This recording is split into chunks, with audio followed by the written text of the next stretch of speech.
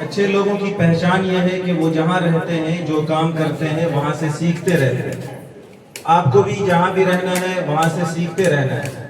ہمارے نبی صلی اللہ علیہ وسلم نے فرمایا، نبی کا نام آئے تو کیا پڑھنا چاہیے؟ میں نے کہا تو آپ نے پڑھا ہے۔ ہمارے آقا صلی اللہ علیہ وسلم نے فرمایا، الحکمت ضالۃ المؤمن، اچھی بات ایک مومن کا گمشدہ سرمایہ ہے، یعنی اچھی بات کا زیادہ حقدار ایمان والا ہے۔ اسے اچھی بات جہاں سے بھی ملے گی وہ اسے سیکھ لے گا۔ تو اچھی بات آپ کو جہاں سے بھی ملے آپ کو لینا ہے۔ چھٹی کے زمانے میں آپ جہاں بھی رہیں سیکھتے رہنے کی کوشش کرنا ہے، اپنے اوقات کو برباد نہیں کرنا ہے۔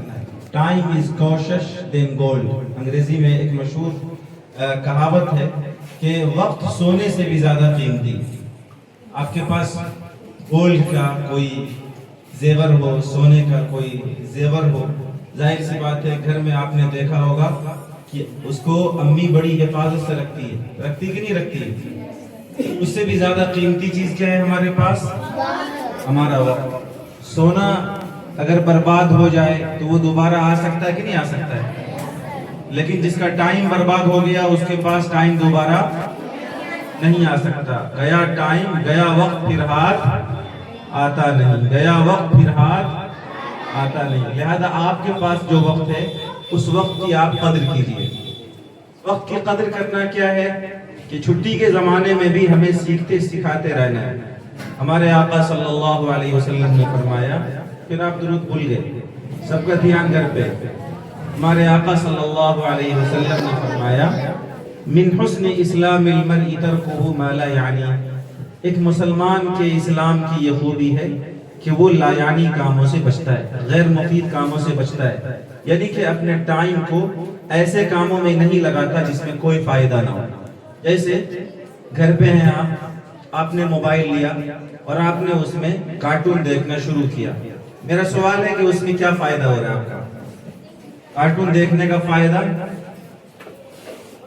اگر آپ میں سے کسی کے ذہن میں کوئی فائدہ ہے تو کھڑے ہو کر بتائے کہ ہاں کارٹون دیکھنے سے یہ فائدہ ہوتا ہے۔ کسی کے ذہن میں کارٹون دیکھنے کا کوئی بھی فائدہ نہیں ہے؟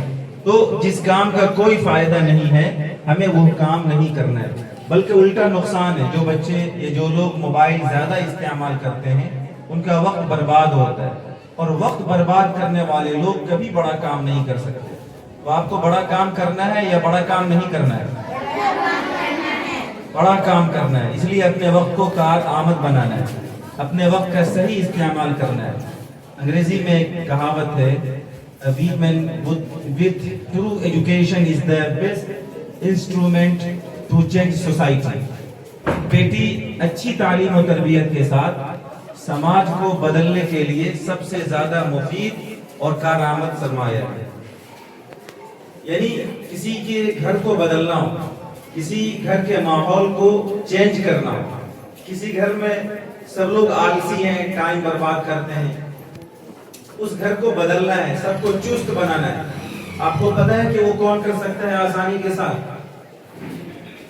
ایک گھر ہے جس میں سب لوگ رات کو دیر سے سوتے ہیں اور صبح کو 9 بجے دیر تک سوئے رہتے ہیں، گھر میں سب لوگ سست پڑے رہتے ہیں، ان کو اپنے وقت کا کوئی عطا پتہ نہیں ہے، گھر کا ماحول اچھا نہیں ہے۔ تو گھر کو بدلنا ہو اگر تو سب سے بہترین چیز کیا ہے جس سے آپ گھر کو بدل سکتے ہیں؟ بتائیے۔ نہیں بتا رہے، ابھی میں نے بتایا سب سے بہترین چیز جس سے آپ گھر کو بدل سکتے ہیں وہ اس گھر کی وہ بیٹی ہے جس کو اچھی تعلیم و تربیت ملے گی۔ گھر کی ایک بیٹی جس کی تعلیم اچھی ہو اور جس کی تربیت اچھی ہو، وہ گھر کے ماحول کو بدلنے کے لیے سب سے زیادہ مفید اور مؤثر بن سکتی ہے۔ یعنی کہ آپ نے کہا شخص اپنے گھر کو اور اپنے سماج کو بدل سکتا ہے، بدل سکتا ہے کہ نہیں بدل سکتا ہے؟ تو یہ والا کام آپ کو کرنا ہے، اور یہ والا کام سب سے بڑا ہے۔ یہ والا کام یعنی کہ سماج کو بدلنا، گھر کے نظام کو بدلنا، سوسائٹی کو بدلنا، معاشرے کو بدلنا، یہ سب سے بڑا کام ہے، یہ سب سے چھوٹا کام ہے۔ اسی بدلاؤ کے لیے تو نبی آئے تھے نا۔ نبیوں کو کیوں بھیجا جاتا تھا دنیا میں؟ نبیوں کو دنیا میں کیوں بھیجا جاتا تھا؟ سماج کو بدلنے کے لیے۔ کیوں بھیجا جاتا تھا؟ سماج کو بدلنے सोसाइटी में चेंजिंग लाने के लिए, कि समाज में खराबी हो, उस समाज की खराबी को दूर करके अच्छाई पैदा करने के लिए किसको भेजते थे अल्लाह ताला? आखिर में कौन आए? हमारे आका हजरत मोहम्मद सल्लल्लाहु अलैहि वसल्लम आए। क्यों आए थे? समाज को बदलने के लिए। इसलिए आए थे ताकि दुनिया से हर तरह की खराबी को मिटाकर दुनिया को हर तरह की अच्छाई दी जाए। इसीलिए आए थे ना? तो हमारे नबी जिस काम के लिए आए थे वो काम सबसे बड़ा होगा या सबसे छोटा होगा? सबसे बड़ा। सबसे बड़ा काम यही है, घर को बदलिए, खुद को बदलिए, समाज को बदलिए, मुआशरे की खराबियों को बदलिए। मुआशरे में अगर कोई मजलूम है तो उसको इंसाफ दिलाइए, जालिम का हाथ पकड़कर उसे जुल्म करने से रोकिए। समाज में किसी तरह की बेहयाई फैल रही है, उस बेहयाई को रोक लगाइए। आपके घर में किसी तरह की खराबी है, उस खराबी को दूर करके उसकी जगह अच्छाई लाइए। यह है तब्दीली और यह है बदलाव, और ये सबसे बड़ा काम है। और ये वाला बड़ा काम आप सबको करना है, क्योंकि ये वाला काम तो एक बेटी ही कर सकती है। बेटे के बनिस्बत बेटियां आसानी के साथ, बोलिए, A woman with true education is the best instrument to change society. इसे याद कर लेना। समाज को बदलने के लिए तालीम के साथ जिस बेटी में तरबियत होगी वो सबसे ज्यादा आसानी के साथ समाज को बदल सकती है। तो आप सबको ये वाला काम करना है, करेंगे इंशाअल्लाह।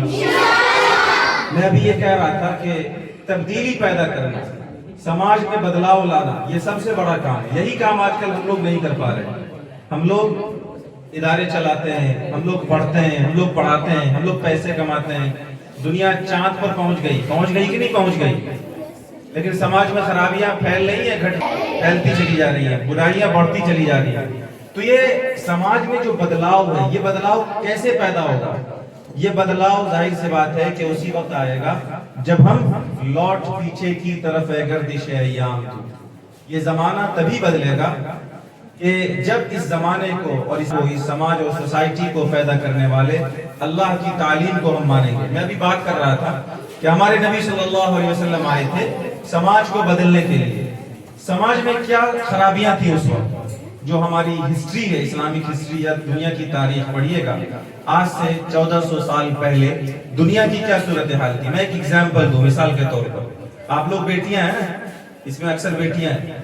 बेटियों की क्या सूरत हाल थी? बेटी की सूरत हाल ये थी कि जब बेटी पैदा होती थी तो उसे जिंदा जमीन में दफन कर देते थे। आपने सुना है कुरान मजीद में, वइदा बुश्शिरा अहदुहुम बिल उनसा ज़ल्ला वजहुहु मुस्वद्दन व हुवा कज़ीम। जब किसी को ये खुशखबरी सुनाई जाती थी कि बेटी पैदा हुई तो उसके बाप के चेहरे पर सियाही फैल जाती और यतवारा मिनल कौम, वो लोगों से छुपता फिरता था कि लोग क्या कहेंगे कि बेटी का बाप बन गया है। लोग ताना देंगे कि देखो देखो बेटी का बाप जा रहा है।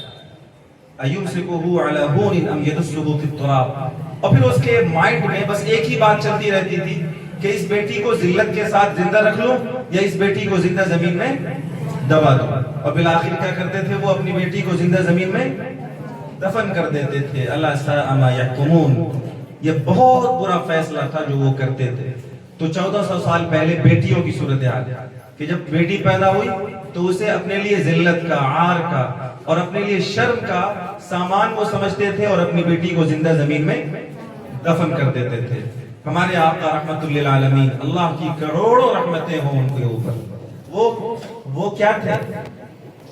उन्होंने औरतों को उनका सही हक दिलाया, उन्होंने औरतों को उसका सही मुकाम और मर्तबा दिलाया। क्या कहा उन्होंने?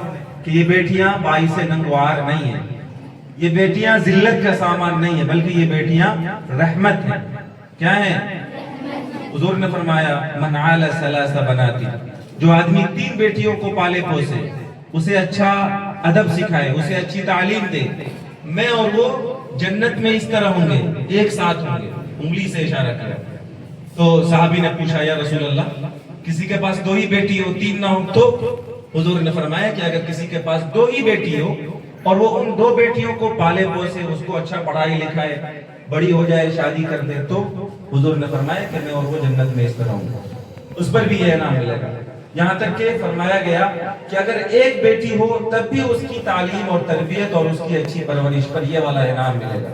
ये मकाम और मर्तबा दिया। अब एक साहबी आए रसूलुल्लाह सल्लल्लाहु अलैहि वसल्लम के पास, उनकी गोद में एक छोटी बेटी थी, बच्ची थी, फूल जैसी, मासूम सी, बिल्कुल گڑیا کی طرف. اب اسے بے حد لاڈ پیار کر رہے ہیں, چوم رہے ہیں, سونگ رہے ہیں, چھوٹی سی گود میں لیے ہوئے. تو حضور کے پاس آ کر بیٹھ گئے. رسول اللہ صلی اللہ علیہ وسلم نے ان سے پوچھا کیا بات ہے, بچے سے اس قدر لاڈ اور پیار؟